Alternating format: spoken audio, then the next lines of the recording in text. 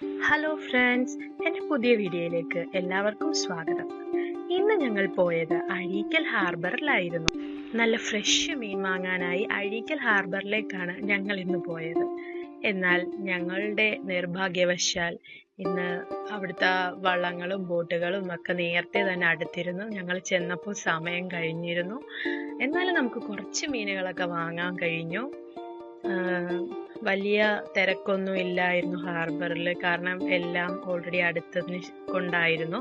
അപ്പോൾ നമ്മൾ ഇന്ന് വാങ്ങിയ മീനെന്ന് പറയുന്നത് കുറിച്ചി, കണവ, ചൂര, അയില, ഇത്രയാണ് നമ്മൾ വീട്ടിലേക്ക് വാങ്ങിച്ച മീൻ.